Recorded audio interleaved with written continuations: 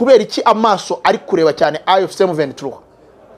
So ugasanga bari no kuvuga atari ibikorwa by'urugomo byabaye, atari ibikorwa by'ubwicanyi byabaye, atari ibikorwa bya violation des droits de l'homme byabaye, ahubwo ari kuvuga ngo twebwe nka AFC M23 dutangaje yuko dufite Uvira. Uvira ni umujyi wafashwe hatabayeho kurasa. Uvira ni umujyi wafashwe uretse abantu bishwe na FRDC n'ihuriro ryabo za Wazalendo n'ibiki. Nta bandi bantu baba bariciye muri uyu mujyi kuko nta sasu ryigeze rivuga. Ukibaza ukavuga ngo kubera iki bari kuvuga ibi? Ese tuvuga yuko igihe abanyamurenge bari gucibwa imitwe, bari gucibwa amajosi, ntago izi communauté internationale ntago zari zihari. Igihe abanyamurenge bari gutwigirwa amazu, izi communauté internationale ntago zari zihari. Igihe abanyamurenge bari kotswa bagatwikwa bakaribwa, izi communauté internationale ntago zari zihari. Ese igihe abanyamurenge bari kujya bafatwa ugasanga bari gufata abana bakavuga ngo uyu nguyu ngo mutamugiriye nango uyu nguyu ngo ejo ni uzaba uri kuturwanya, bakorerwa ama discrimination atandukanye. Izi communauté internationale zari turabaza UN, turabaza izi Security Council muri Human Rights. Ese ibyo mwari kuki mutavuze? So it means ko mushyigikiye ideology ya genocide iri gutegurwa igashaka no gushyirwa mu bikorwa na Kinshasa.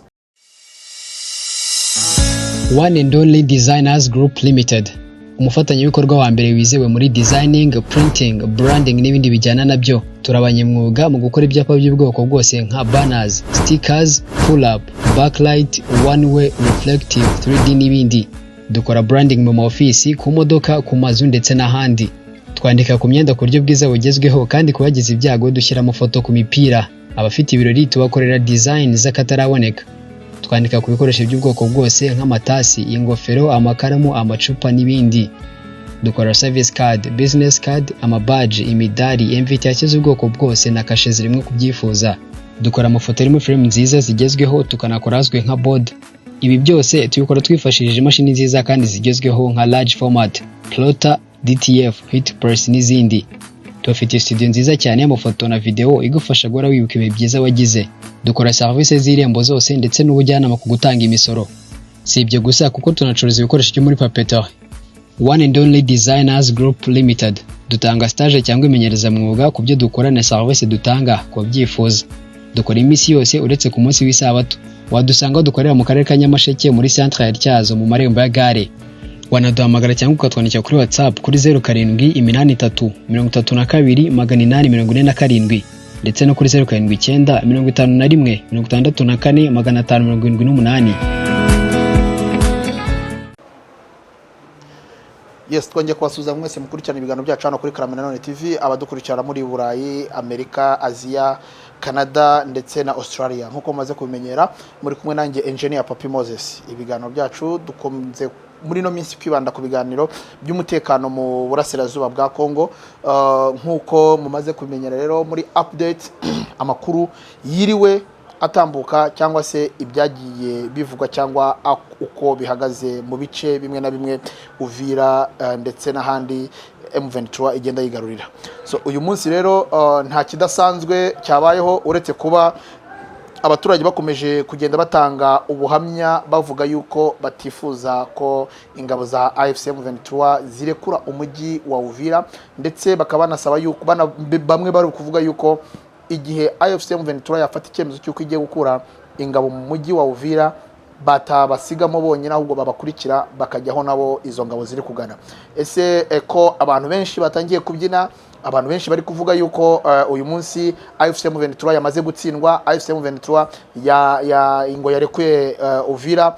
Ese ubundi niki kishi nyuma kitangazo ryatanzwe na AFC M23, cyangwa se niki kishi nyuma y'igitutu bavuga Amerika ikomeje gushyira kuri AFC M23 kugira ngo irekure u Rwanda, irekure ibice yafashe bya Uvira ndetse n'ahandi.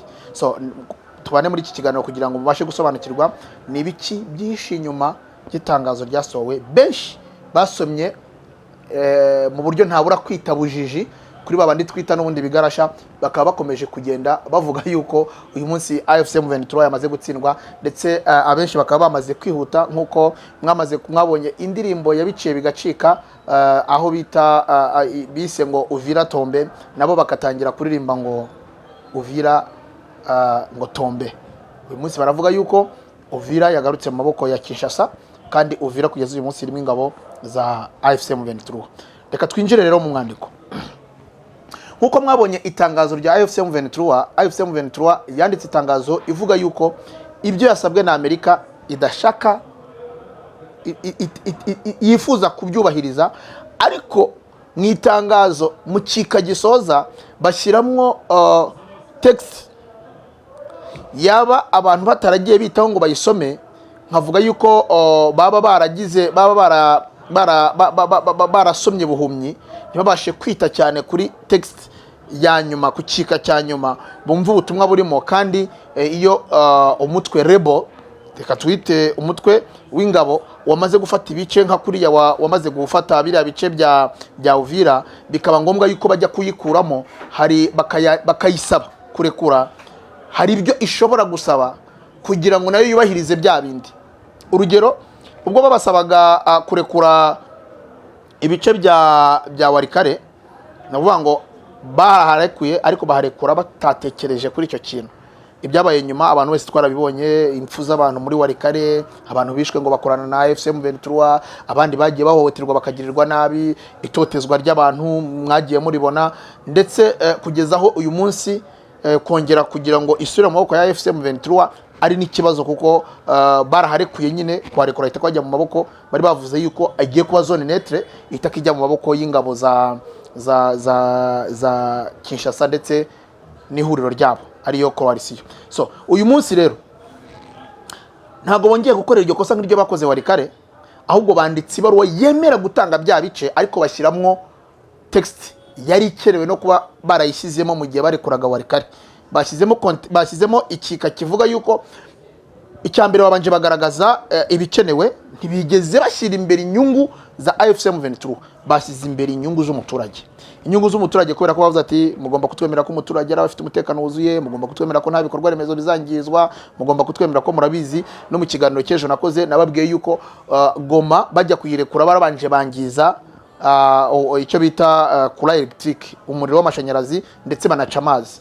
Bajya kurekura Bukavu barabanje bagenda bajya gusenya igikorwa remezo nka Burarima, uruganda rwengaga ibinyobwa bisembuye ndetse n'ibidasembuye bya hari Bukavu. Ibyo ngibyo ni ibikorwa remezo ubu usanga bifite, kuko nka Burarima urebye abantu yashoboraga kuba yaraherezaga akazi, ukareba abantu babaga angaje gucuruza, abacuruzi uyu munsi bari gucuruza ibinyobwa byose bisembuye n'ibidasembuye babikuye hanze y'igihugu.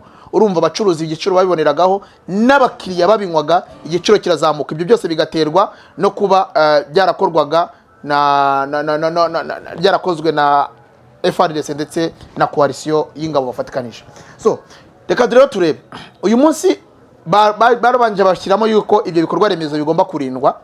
Barangije barongera baragaruka mu kika gisoza, aricyo nshaka ko tuvugaho aka kanya, ari nacyo cyatumye ibiri kuba uyu munsi mu ntara zegereye uyu munsi zihana imbibi na Kivu y'Amajyepfo, arizo za Tanganyika, za Ituri, za Katanga, batangiye kugenda bagira ubwoba, ariko abaturage nabo bari gutabaza kugira ngo AFC M23 ngo igende babohore.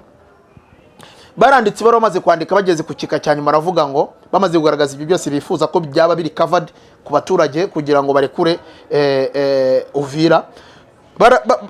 Bageze ku kika cyane baravuga ngo ibi byose twemera kubishyira mu bikorwa mu gihe wowe udusaba gusubira inyuma.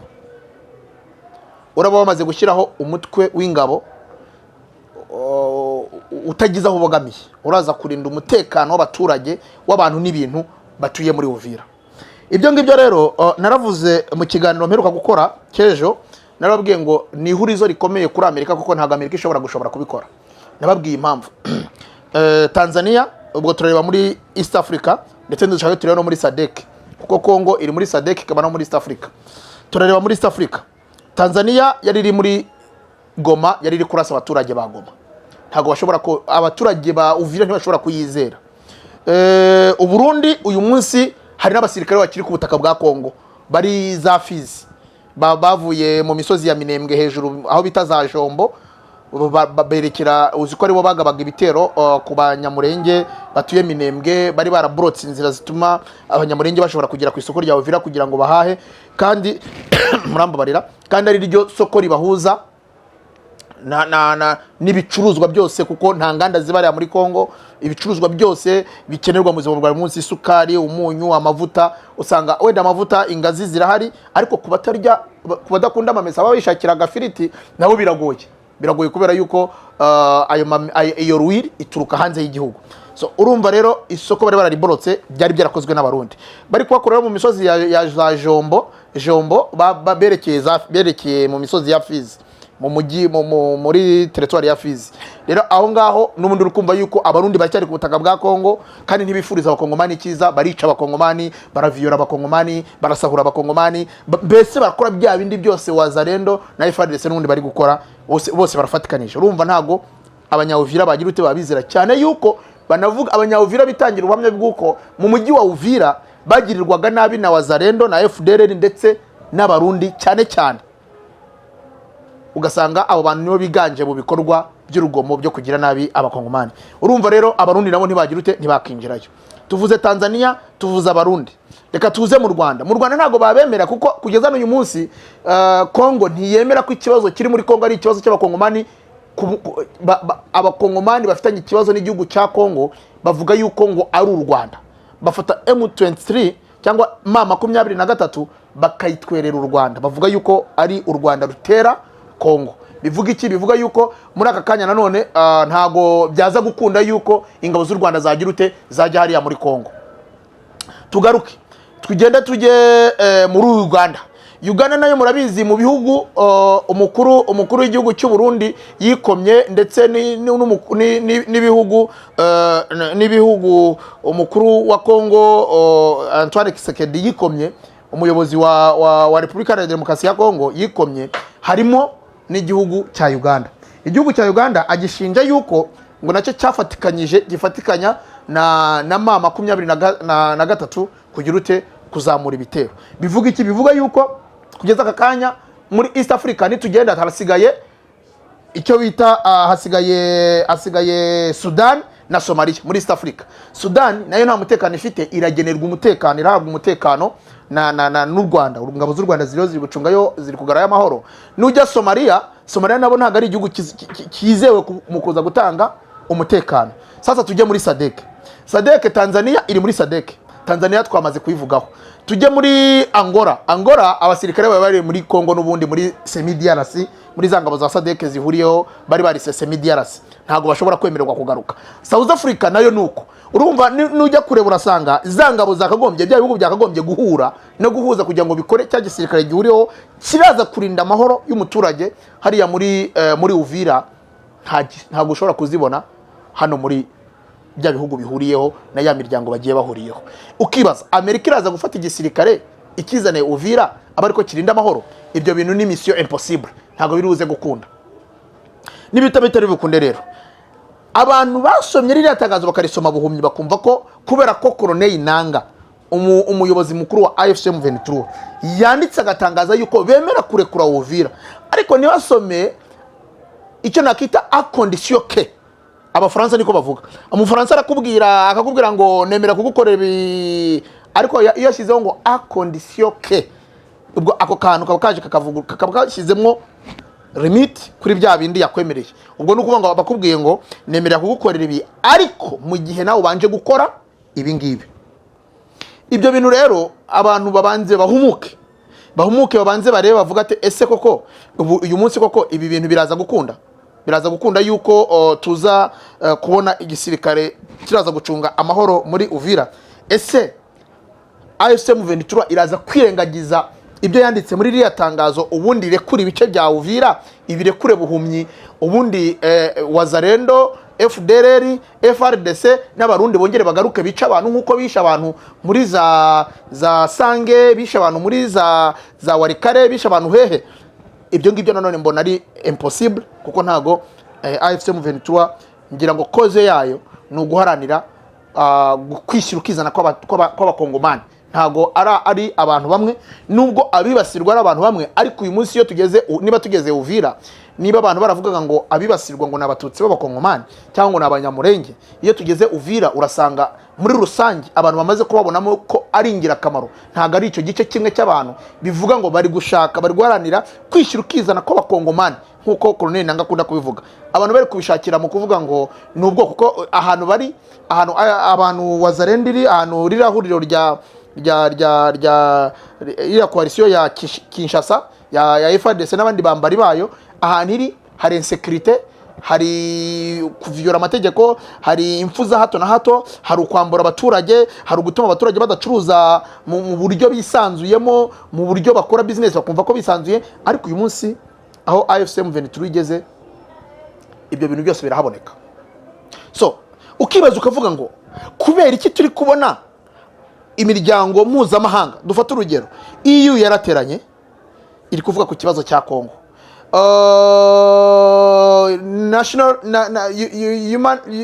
UN muri Security Council barateranye bari kuvuga ku kibazo cya Kongo. Ariko nkibaza, ese gufata uduce kwa AFC M23 nibyo bigize ikibazo kurusha ibibazo Kongo twavuga ubutegetsi bwa Kinshasa buri guteza mu karere k'ibiyaga bigari? Hari abantu badashaka ko ibintu sinzi impamvu, hari igice cy'abantu kidashaka kugaragaza ukuri kw'ibibazo biri hano muri East Africa cyangwa ibibazo biri hano mu biyaga bigari, yuko ubutegetsi bwa Kinshasa na Kinshasa aribo bafite ibyaha byinshi. Yego ntago naza hano mvuge ngo buriya ahantu hose igisirikare, umutwe w'igisirikare runaka uri kurwana ushaka kugira ngo wigarure ibice, byanze bikunze haboneka mo ibibazo bitandukanye, hashobora kuboneka n'ibyaha bitandukanye. So ntago ngiye kuvuga ngo ngewe ndahagara, ntago ngiye kuvuga ngo ndereza bamwe, hashobora kuboneka ibyaha by'intambara ku ruhande rumwe cyangwa urundi. Ariko noneho ngiye icyo mvuga, kubera iki amaso ari kureba cyane AFC M23? So ugasanga bari no kuvuga atari ibikorwa by'urugomo byabaye, atari ibikorwa by'ubwicanyi byabaye, atari ibikorwa bya violation des droits de l'homme byabaye, ahubwo ari kuvuga ngo twebwe nka AFC M23 dutangaje yuko dufite Uvira. Uvira ni umujyi wafashwe hatabayeho kurasa. Uvira ni umujyi wafashwe uretse abantu bishwe na FARDC n'ihuriro ryabo za Wazalendo n'ibiki. Nta bandi bantu baba bariciye muri uyu mujyi kuko nta sasu ryigeze rivuga. Ukibaza ukavuga ngo kubera iki bari kuvuga ibi? Ese tuvuga yuko igihe abanyamurenge bari gucibwa imitwe, bari gucibwa amajosi, ntago izi communauté internationale ntago zari zihari? Igihe abanyamurenge bari gutwigirwa amazu, izi communauté internationale ntago zari zihari? Igihe abanyamurenge bari kotswa bagatwikwa bakaribwa, izi communauté internationale ntago zari zihari? Ese igihe abanyamurenge bari kujya bafatwa, ugasanga bari gufata abana bakavuga ngo uyu nguyu ngo mutamugiriye nango uyu nguyu ngo ejo ni uzaba uri kuturwanya, bakorerwa ama discrimination atandukanye, izi communauté internationale zari? Turabaza UN, turabaza izi Security Council muri Human Rights. Ese ibyo mwari kuki mutavuze?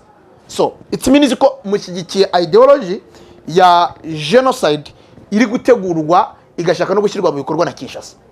Niba rero badashyigikiye ibi ngibi, ariko ntabwo byadutangaza kuko UN genocide iba mu Rwanda mu 1994, genocide yakorewe abatutsi yabaye UN hari, n'abagerageje kuyihungiraho abatutsi bagerageje guhungira muri UN baratereranywe, abo baricwa. Kwicwa kwabo ni UN yabatanze kuko yasohotse mu kigo barimo, babasigira intera hamwe kugira ngo intera hamwe zibagirire nabi. Ibyo ni ibisanzwe. Izi genocide zose zigenda ziba ubusanga genocide yabaye mu Rwanda, Ubufaransa bwari bufitemo akaboko, Ababiligi bari bafitemo akaboko, kandi noneho nujya kureba urasanga n'ubundi ni bande abambari b'u Burundi, abambari ba Kinshasa ni bande, n'Ababiligi n'Abafaransa. Nujya kureba urasanga abateye cause, abatumye genocide yakorewe abatutsi mu 1994 mu Rwanda iba, ni nabo bashyigikiye abakongomani Wazalendo. Ariko ntibinatangaje, wenda ngarutse inyuma, uyu munsi FDLR yafashwe yemejwe nk'umutwe w'iterabwoba, ariko ukibaza ingabo za UN zirafatikanya na FRDC, FRDC UN ikazi gafatikanya FDL, Wazalendo, Abarundi, Sadek bakajya kurasa abaturage ba Kongo. Ukibaza ukavuga ngo niba Kongo FARDC ishobora kumixinga abasirikare, kuko na timwanyaje z'abasirikare bakuru bagiye babyemera bagakorana na FDLR. FDLR yasikoze genocide hano mu Rwanda. Murumva ideology bashobora kujyana muri izo ngabo z'abakongomana ari yihe? None ni kwa kudiscrimina ikitwa umututsi kugira ngo ni nkaho bari kuvuga ngo reka tu complete mission yatunaniye hano mu Rwanda ubundi tuyirangize. So ukavuga rero ukibaza ukavuga ngo kubera iki imiryango izi community international zitigeze zifata umwanya ngo zivuge zibuze Kongo gukorana n'amamerceneri, convention yabereye i Geneve yarakuyeho ibintu bijyanye n'ibihugu bikorana n'abamerceneri. Ubwo ukibaza ukavuga ngo kwavuga gute yuko iyi propaganda ya Kinshasa idashyigikiwe na UN? So twabonye umunyamabanga wa Amerika arashyigikiye cyane rwose biri gukorerwa, ntago ashaka kwemera yuko abaturage ba Kongo hari igice kimwe gikorerwa discrimination, ntago bashaka kubyumva. Ariko ntekereza ko uyu munsi iminsi iraza kubabwira, kubera ko dufite noneho abaturage ba Kongo batangiye, atari kuvuga ngo tugendeye ku bwoko ngo abanyamurenge ngo nibo ngo bari kwishimira kubohorwa. Oya, umunsi turi kureba Kongo muri rusange. Twabonye Uvira abaturage bagiye mu mihanda bakigaragambya, bitandukanye noko mbere twabonaga uyu munsi intsinzi ya AFC M23 yishimirwa nabo twakita abanyamurenge gusa. Uyu munsi naho twabonye yuko intsinzi ya AFC M23 iri kwishimirwa n'abakongomani muri rusange. Soza rero navuze ngo dukwiriye kwibaza twebwe nk'abantu impamvu kubera iki uyu munsi AFC M23 iri kurwanwa batari kumva koze yayo, ahubwo ugasanga bo barashaka gushyigikira ubutegetsi bwa Kinshasa bukomeje kwica abaturage babwo. Ibyo ngibyo ntago bitangaje kuko nabibabwiye no kuva na kera muri UN ntago yigeze ibaho ibereyeho Afrika. UN ni nk'igikoresho cya Amerika cyo kugira ngo icomplete mission yayo ibishaka, kuko kuba twafatura abanyafrika ntacyo bibabwiye. Naniyo bamusaba buri muntu wese gukanguka akamenya abahitamo. Mu gusoza reka nsoreze ku kintu cyabayeho, nuvuga ngo ahantu AFC M23 igeze intara bihana imbibi zatangiye kugira ubwoba. Ubona abantu babonye ijambo rya babonye ijambo rya guverineri wa Maniema, aho yatangaje aravuga ngo bazarwana kugera ku gitonyanga cya nyuma. Ariko uyu munsi conseil ya yiriya ntara ya Maniema umunsi bahagurutse bose baravuga ngo batanze itangazo rivuga bahagaritse ibibuga by'indege bibiri, bahagaritse circulation ya moto kugeza saa 4 z'ijoro, nta moto bashaka. Mbese ubuzima batangiye kubufunganaho kuko barikanga yuko AFC M23 yakinjiramo. Kandi abaturage baho impamvu bafite ubwo bwabo bwose, abaturage baho rwose bari proud yo kuvuga ngo nyaboneka AFC M23 ni muze mutugombore. Bivuga yuko nibyo natangiye mvuga, ndavuga ngo uyu munsi ntago AFC M23 ikiri intsinzi y'abanyamurenge nkuko abantu babivugaga, ahubwo ni intsinzi y'abakongomani muri rusange bamaze banyotewe na revolution. Kuko bose baravuga ngo abari Uvira ubamye bagiye batanga bwose, ngira ngo mwarabubonye